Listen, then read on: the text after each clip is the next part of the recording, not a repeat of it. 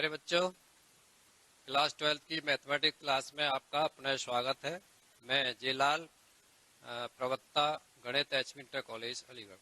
प्यारे बच्चों, अवकल समीकरण के चैप्टर में आज हम चर्चा करेंगे एक नए टॉपिक पर, जिसका नाम है प्रथम कोटि एवं प्रथम घात के अवकल समीकरणों को हल करने की विधियां। Method of solving first order and first degree differential equation. इसी श्रृंखला को आगे बढ़ाते हुए प्यारे बच्चों, आज का हमारा जो चर्चा के बिंदु हैं उसमें सबसे पहले पूर्व ज्ञान की बात करेंगे, उसके बाद फिर हम आज के टॉपिक पर बात करेंगे। प्यारे बच्चों, जैसे कि आप जानते हैं, अवकल समीकरण के चैप्टर में मैंने अब तक आपको अवकल समीकरण की परिभाषा, अवकल समीकरण के प्रकार, अवकल समीकरण की कोटि एवं घात, अवकल समीकरण के व्यापक एवं विशिष्ट हल तथा इससे ठीक पहले के लेक्चर में मैंने आपको बताया था कि यदि वक्रों के कुल का समीकरण दिया है तो हम अवकल समीकरण का निर्माण कैसे करते हैं।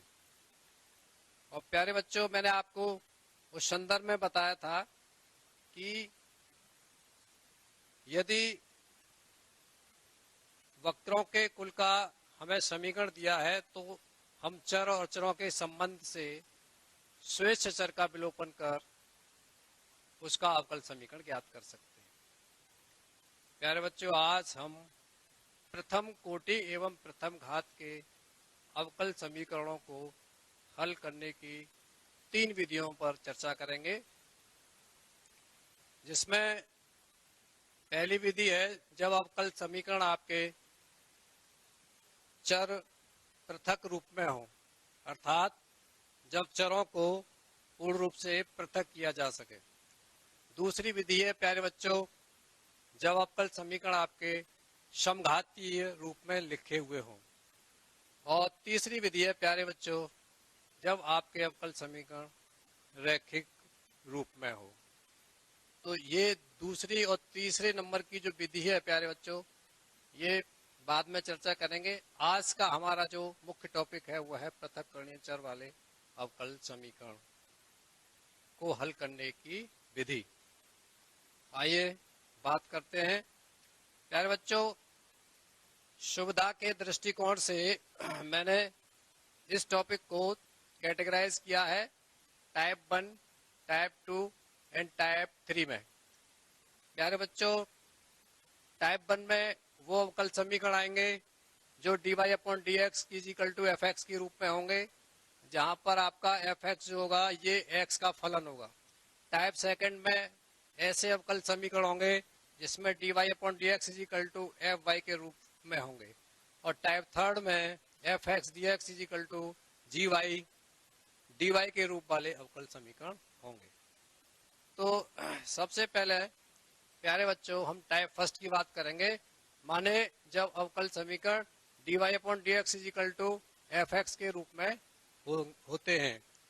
तो ऐसे इस प्रकार के अवकल समीकरणों को हल करने के लिए प्यारे बच्चों हम क्या करते हैं, दोनों पक्ष का समाकलन कर देते हैं। देखिए जैसे यहाँ पर लिखा हुआ है, पहले चरों को पृथक किया, माने x वाले फलन dx की तरफ, y वाले फलन y dy की तरफ लेकर के फिर उसका समाकलन कर देते हैं। उसके बाद में जो प्राप्त हल होता है वही हमारा अभीष्ट अवकल समीकरण का हल कहलाता है। आइए बात करते हैं उदाहरण 1 पर।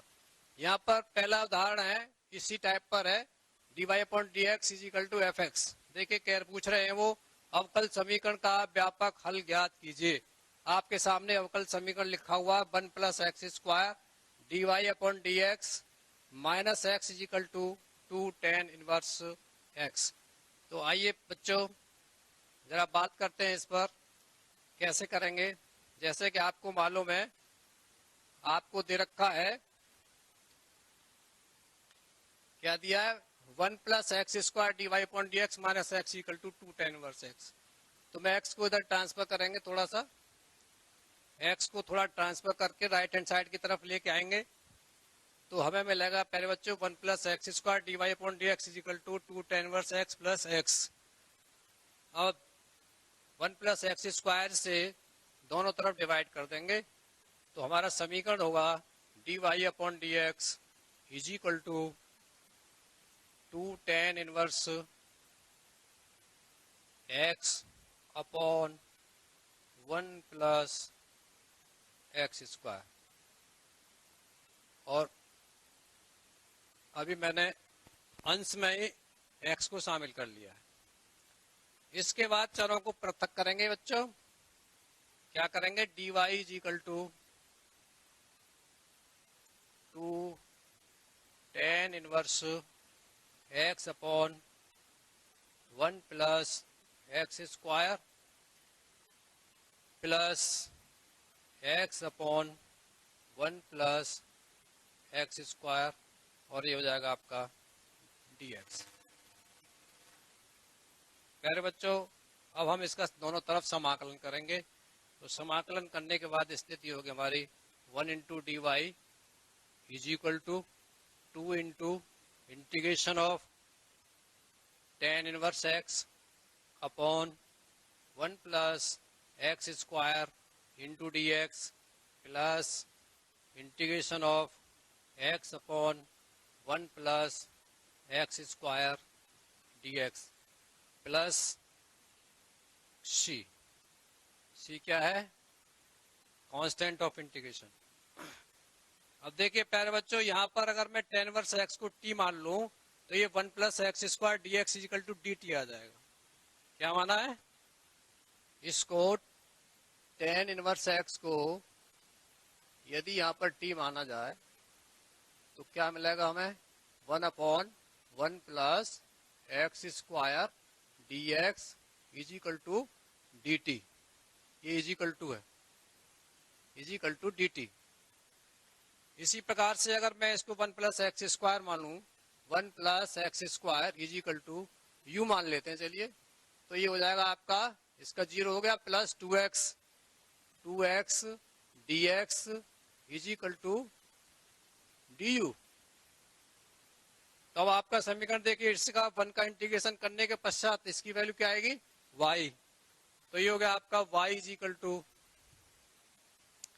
2, और ये हो गया बच्चों t,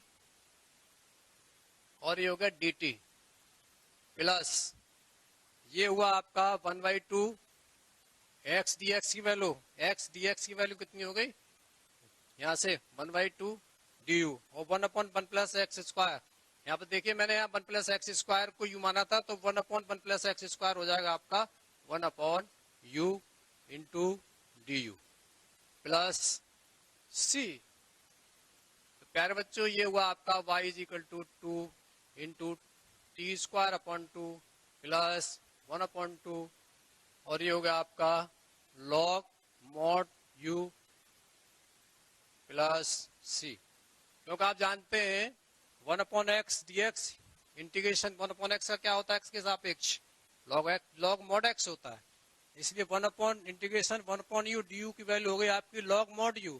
अब इसकी वैल्यू पुट कर देंगे यहाँ पर, जो हमने t और u माना है, तो ये हो गया आपका y इज इक्वल टू 2 से 2 कैंसिल हो गया, टी स्क्वायर का मतलब हो गया आपका ये tan इनवर्स x का whole square plus 1 upon 2 log mod, और u की वैल्यू क्या आपने मानी है? 1 प्लस एक्स स्क्वायर प्लस सी।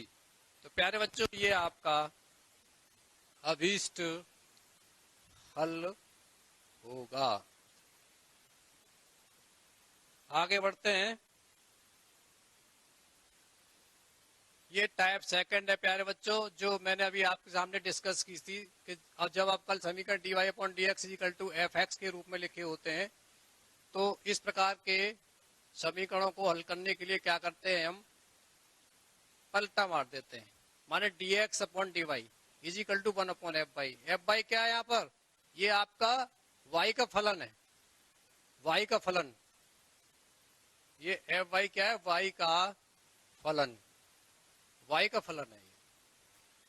और उसके बाद में फिर चरों को पृथक कर लेते हैं, तो ये हो गया आपका dx इक्वल टू 1/f/dy। उसके बाद प्यारे बच्चों पे इसका समाकलन निकालते हैं। तो समाकलन किया तो भी आ गया आपका integration dx equal to integration 1/f/dy plus c। अब इसकी वैल्यू तो कितनी हो जाएगी 1, और इसकी वैल्यू कैलकुलेशन के बाद जो भी आएगी आपके क्वेश्चन में आपके समक्ष होगी। और इंटीग्रेशन ये क्या, c कांस्टेंट ऑफ इंटीग्रेशन। आइए इस टाइप पर एक उदाहरण लेते हैं। उदाहरण हमारा अवकल समीकरण dy/dx is equal to √4 - y²। यहाँ पर y की वैल्यू -2 से बड़ी है और y 2 से छोटी है। इसका हमें हल ज्ञात करना है। एनसीईआरटी का क्वेश्चन है प्यारे बच्चों, बहुत अच्छा क्वेश्चन है। तो देखिए यहाँ पर दिया हुआ आपका dy/dx is equal to √4 - y²। अब इसको मैंने क्या किया, dx/dy is equal to 1/√4 - y² into dy। अंश को हर को अंश में बदल लिया। इसके बाद अब इसका हम समाकलन करेंगे। तो समाकलन करेंगे तो क्या होगा, this implies 1 into dx is equal to 1/√, इसको 2² minus y² into dy plus c लिख देंगे। अब देखिए इसका 1 का क्या हुआ समाकलन x के सापेक्ष, और इसका कितना हो जाएगा साइन इनवर्स y/2, क्योंकि हम जानते हैं 1/√a² minus x² dx is equal to होता है साइन इनवर्स x/a। और प्यारे बच्चों जो यहाँ पर c मैंने लिया है, अब इस c को जनरली तो राइट हैंड साइड में मानते हैं। अब मैं इसको यहां पर लूंगा। मैं इसको देखिए ये जो प्लस लिया है इसको यहां पर C1 कर देता हूं, और इसको मैं यहां पर C कर देता हूं, जहां पर C1 की वैल्यू -c है। इसे मैं हटा देता हूं यहां से। ये हुआ आपका x इज इक्वल टू, जहां पर C1 is equal to -c। ऐसा क्यों किया है मैंने, ऐसा इसलिए किया है कि ये देखिए ट्रांसफर होकर के x प्लस सी हो जाएगा, तो आप इसका प्रारूप बदल जाएगा। क्या हो जाएगा, x plus c is equal to sine inverse y/2। ये और ये हो जाएगा साइन इधर आ जाएगा लेफ्ट हैंड साइड में, तो y/2 इज इक्वल टू हो जाएगा प्यारे बच्चों साइन x प्लस सी, और ये हो जाएगा आपका y is equal to 2 sine x plus c. प्यारे बच्चों यही आपका अभीष्ट हल है। आगे बढ़ते हैं टाइप थर्ड पर। ये टाइप थर्ड है बच्चों, जब अवकल समीकरण हमारा f(x) dx equal to gy dy के रूप में लिखा हुआ हो। तो इस यदि देखिए मैं लिखा है, यदि दिए गए अवकल समीकरण को f(x) dx equal to gy dy के रूप में लिखा जा सकता है, जहां dx का गुणांक केवल x का फलन माने x के फलन dx के साथ तथा dy का गुणांक केवल y का फलन है, तो हम कहते हैं कि चर पृथक करने योग्य है।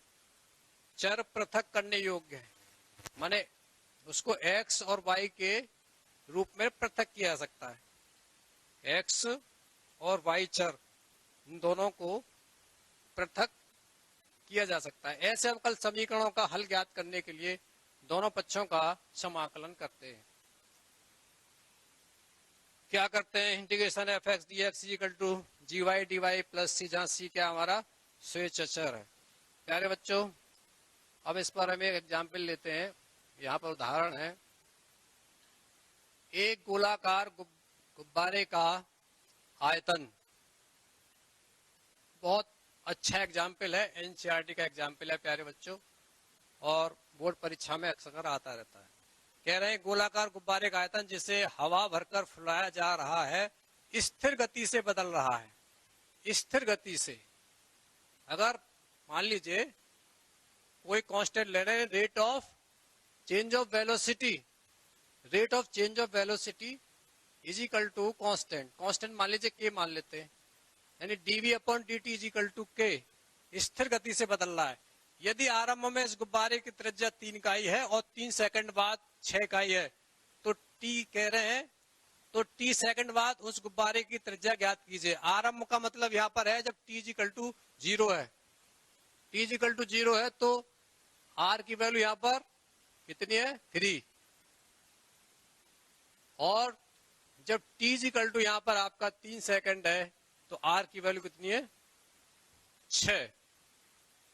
तो आइए बात करते हैं। जैसा कि आप जानते हैं, मैंने आपको बताया, माना गुब्बारे का आयतन v है, तब हमें क्या दिया है, dv upon dt is equal to k, dv upon dt is equal to k. कह रहे हैं ना स्थिर गति से बदल रहा है, तो dv upon dt is equal to k हो गया। अब आप जानते हैं प्यारे बच्चों, गुब्बारे का या किसी गोलाकार या गोले का आयतन कितना होता है, 4/3 पाई r क्यूब, यदि r उसकी त्रिज्या है तो ऐसी स्थिति में मैंने v की जगह पर 4/3 पाई r क्यूब रख दिया और इज इक्वल टू के है ये।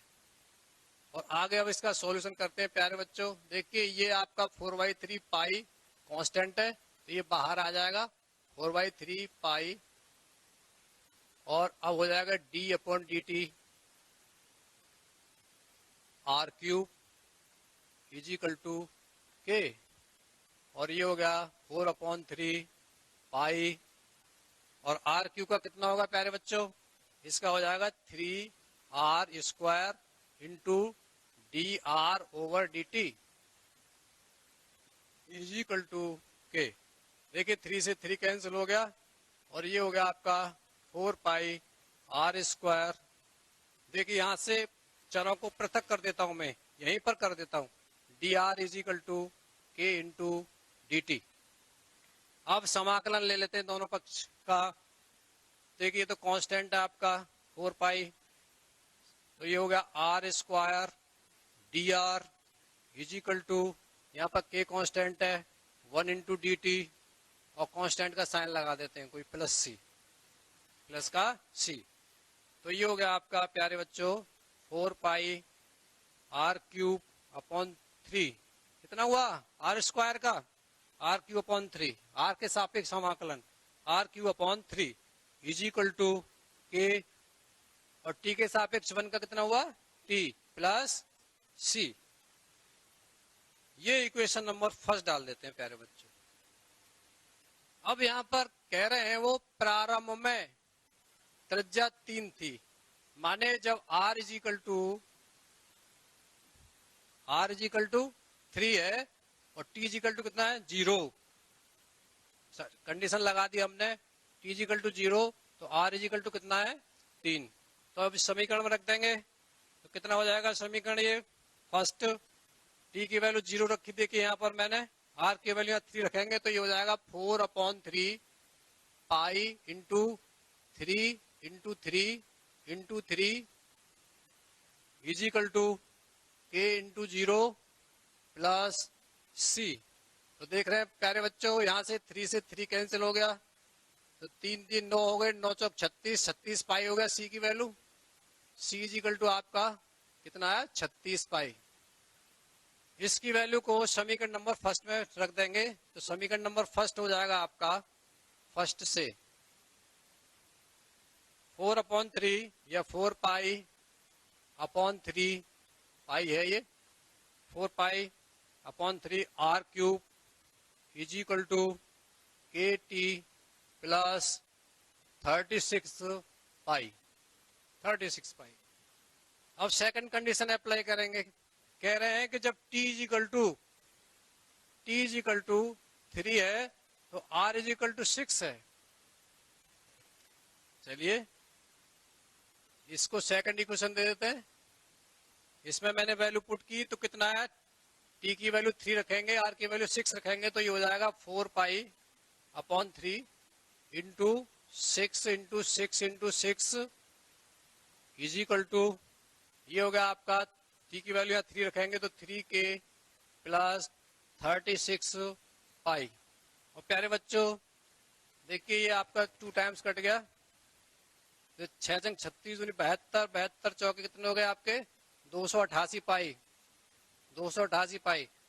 और इधर से 36 पाई माइनस मैंने इधर से ही कर लिया क्योंकि जगह कम बच रही है, इस वजह से 36 पाई इजिकल टू आपका आ गया 3k। तो यहाँ से 3k इजिकल टू होया, 3k इजिकल टू कितना हुआ 252 पाई, और k की वैल्यू हो जाएगी अपॉन 3। तो कितना हुआ ये 84 पाई। देखिए 3 अट्ठे 24, 3 चौक 12, 84 पाई ये आ गया। इस वैल्यू को समीकरण नंबर अब सेकंड में रख देंगे। समीकरण सेकंड में, समीकरण सेकंड से तो प्यारे बच्चों ये हुआ आपका 4/3, 4 pi upon 3 r cube is equal to k की वैल्यू कितनी रखी मैंने 84 pi 84 pi plus into t plus 36 पाई।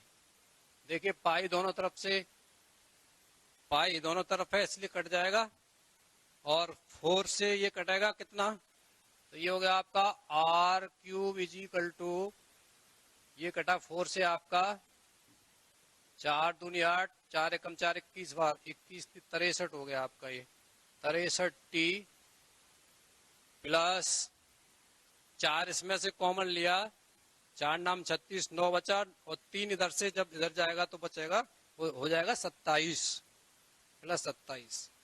प्यारे बच्चों इसमें से अब कॉमन लेते हैं हम, तो कॉमन लेकर के कितना हो जाएगा ये, इसमें से 9 कॉमन लिया 9, तो बचा आपका ये 70 प्लस 3 ये, और r की वैल्यू हो गई प्यारे बच्चों 9 इंटू 70 प्लस 3 की होल पावर 1/3। यही आपका अभीष्ट उत्तर है प्यारे बच्चों। आइए नेक्स्ट एग्जाम्पल की तरफ बढ़ते हैं। अब देखिए यहाँ पे प्यारे बच्चों हमने इसी टाइप थर्ड पर सेकंड एग्जाम्पल लिया है। वो पूछ रहे हैं कि किसी बैंक में मूलधन की वृद्धि 5% वार्षिक की दर से होती है। इस बैंक में रुपए 1000 जमा कराए जाते हैं। ज्ञात कीजिए कि 10 वर्ष बाद यह राशि कितनी हो जाएगी। तो प्यारे बच्चों मैंने मान लिया मूलधन आपका P है। अब क्या दे रखा है उन्होंने, मूलधन की वृद्धि यानी dp upon dt is equal to 5%, dp upon dt is equal to 5% of P हो गई है, P मूलधन की, यानी dp upon dt is equal to 5 upon 100 P हो गई है। अर्थात ये हो गई वैल्यू आपकी dp upon dt is equal to 0.05 P, 0.05। और इस प्यारे बच्चों इसकी वैल्यू हो जाएगी dp upon p is equal to 0.05 into dt। ये अब मैं देखिए इसको क्या मिला आपको, dp अपॉन p, इंटीग्रेशन करता हूं, dp upon p is equal to 0.05 dt plus log c, दोनों तरफ मैंने इंटीग्रेशन कर लिया।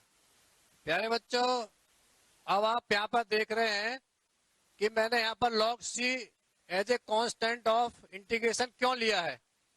तो इसके पीछे कारण ये है कि देखिए जब हम 1/p का with respect to p integration करेंगे तो log p आएगा, इसलिए इसी वजह से मैंने यहाँ पर कांस्टेंट की जगह log c लिया है। ठीक है बच्चों, तो यह प्यारे बच्चों log p is equal to 0.05 t plus log c।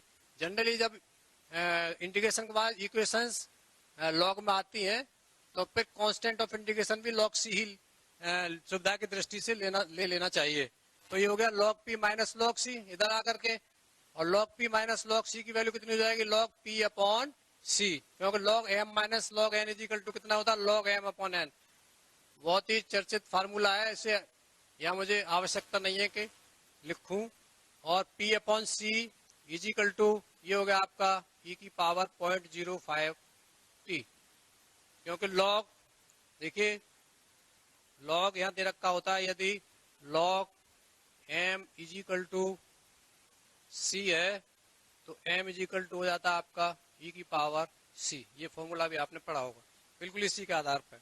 और ये हो गया आपका p इज इक्वल टू सी ई की पावर 0.05 t। 0.05 है ये, प्यारे बच्चों ध्यान रखना इस चीज का।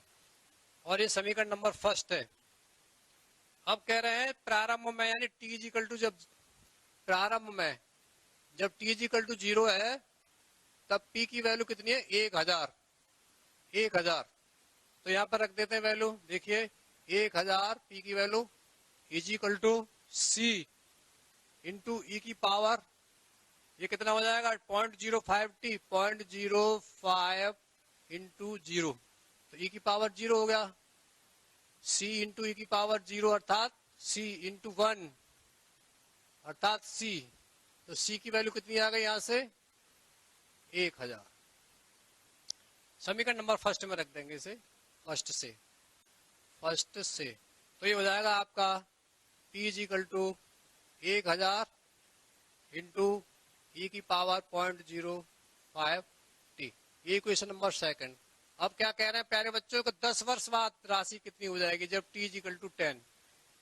जब t इज इक्वल टू 10 है तब हमारी p की वैल्यू कितनी हो जाएगी, तो p इज इक्वल टू हो जाएगा आपका 1000 इंटू ई की पावर 0.05 इंटू 10, तो ये हो गया आपका 1000 इंटू ई की पावर 0.5 या 0.5 कह लीजिए।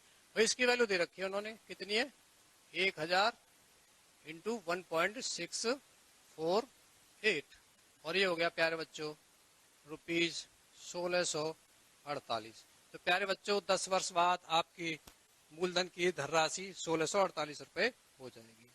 इस प्रकार से प्यारे बच्चों आज हमने क्या सीखा, आज हमने सीखा प्यारे बच्चों पृथक्करणीय चर वाले अवकल समीकरणों को हल करने की विधि। जब अवकल समीकरण हमारे dy upon dx equal to fx के रूप में हो, जब अवकल समीकरण हमारे dy upon dx equal to fy के रूप में हो, जो टाइप सेकंड था, जब अवकल समीकरण fx dx equal to gy dy के रूप में हो।